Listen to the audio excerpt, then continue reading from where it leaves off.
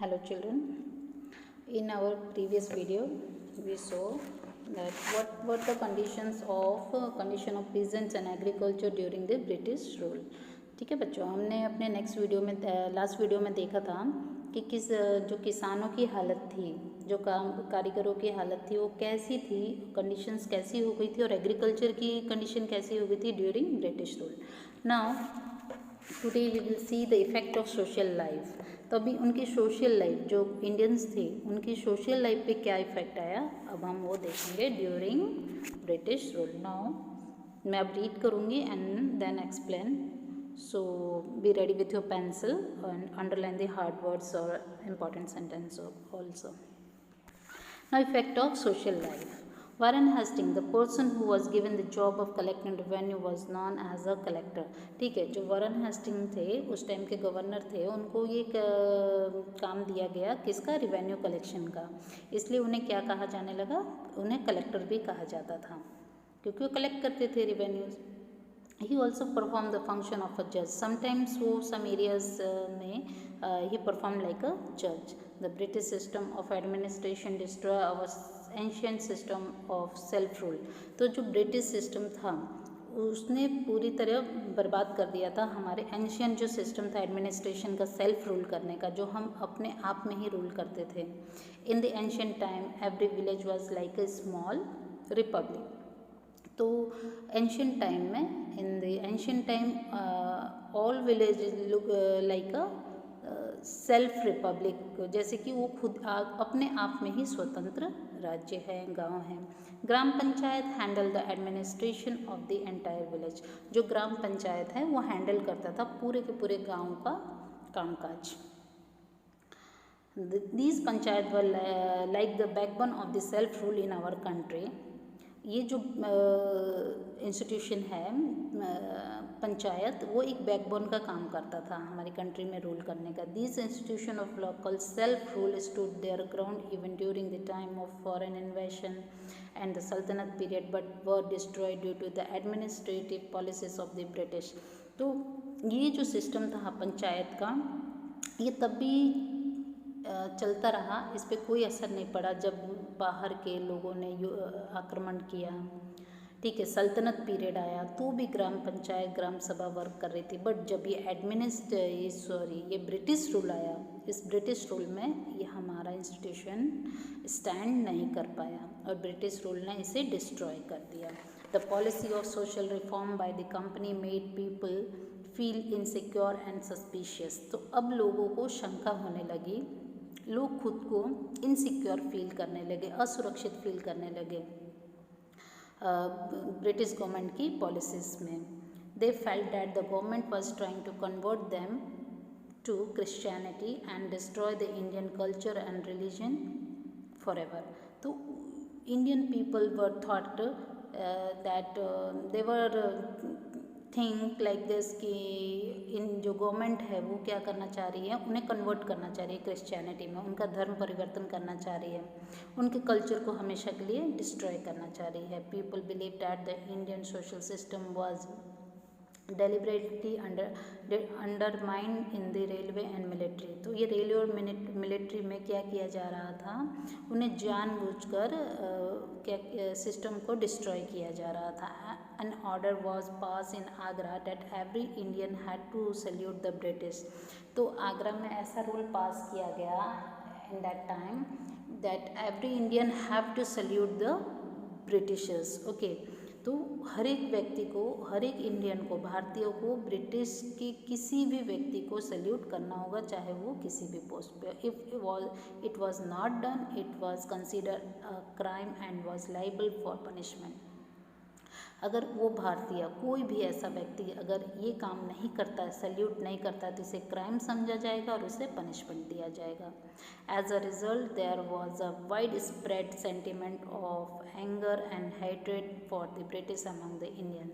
तो इसी वजह से इंडियन के दिलो दिमाग में ये बातें बैठ गई कि ब्रिटिशर्स हमें बर्बाद करने आए हैं, हमें तबाह करने आए हैं.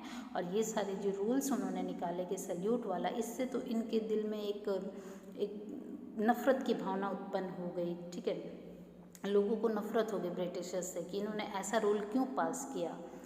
Now destruction of Indian trade and industry. अभी जो डिस्ट्रक्शन हुआ, ठीक है, डिस्ट्रक्शन मीन्स जो बर्बादी हुई इंडियन ट्रेड की इंडस्ट्री की, वो हम देखेंगे।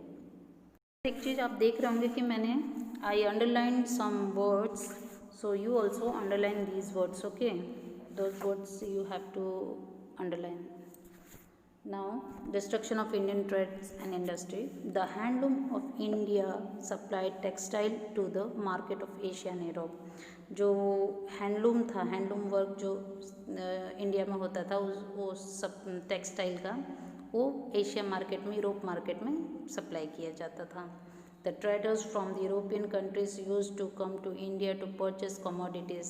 So the trader of European traders come to India and purchase Indian commodities. The Indian market, jute, silk, woolen and cotton textile were in high demand in the European markets. Okay, at that time these products, these commodities are demanded highly in the European markets. The soft and delicate muslin of Dhaka, muslin means what? Soft material, soft cloth, मलमल का जो कपड़ा होता है, was world famous. पूरे विश्व में ढाका का ये मुस्लिन जो था फेमस था. Apart from textile, commodities such as salt, saltpeter, sugar, etc. were exported in exchange of tremendous amount of bullion. ठीक है, तो ये जो सारे कमोडिटीज़ हैं ये यूरोपियन मार्केट्स में सप्लाई किए जाते थे, किसके बदले? गोल्ड और सिल्वर के बदले बुलियंस लिए जाते थे। तो मतलब एक बहुत ही प्रॉस्पेरस अपना मार्केट था इंडिया का, but in the British rule it destroy completely. But in the British rule, the whole scenario changed as the British rule was implemented. Okay, जब ब्रिटिश रूल लागू किया गया तो ये पूरा का पूरा सिनेरियो मीन्स क्या हम कहते हैं ना, पूरी की पूरी पिक्चर ही चेंज हो गई। सडन कुछ कोई हीरो की एंट्री हो जाती है या कोई विलन की एंट्री होती है, तो ऐसे ही एक विलन बन के समझिए, तो ये लोग विलन ही थे जिन्होंने एंट्री की इंडिया में, जो इंडिया का पिक्चर चल रहा था, और पूरा का पूरा वो पिक्चर ही चेंज हो गया। The flow of Boolean, gold and silver got reverse. तो जो बुलियंस लिए जाते थे अपने प्रोडक्ट्स के बदले में, वो पूरा का पूरा रिवर्स हो गया। In the beginning of the industrial revolution the British took 500 crore rupees as per today's standard only from Bengal during their rule. Britishers ने अपने शासन में, ठीक है, अपने शासन में उन्होंने बंगाल से 500 करोड़ रुपीस लिए थे। आज के अगर हम स्टैंडर्ड जो हमारा अमाउंट है, अगर उससे हम आइडिया लगाएं तो सोचिए कितना उन्होंने उस टाइम पे लिया होगा। Just imagine the wealth the British would have accumulated from the whole country. Accumulate means इकट्ठा करना। अगर मात्र इन बंगाल से उन्होंने इतना सारा कलेक्शन किया था, तो पूरे के पूरे भारत से उन्होंने कितना कलेक्शन किया होगा, लेकर गए होंगे। With the help of the raw material produce in India and the money collect from India, the business and industry in England prospered. ठीक है, जो रॉ मटेरियल इंडिया में प्रोड्यूस किया जाता था, इंग्लैंड को एक्सपोर्ट किया जाता था, वो उसकी वजह से इंग्लैंड का जो मार्केट है इतना समृद्ध हो गया, इतना प्रॉस्पर्ड हो गया।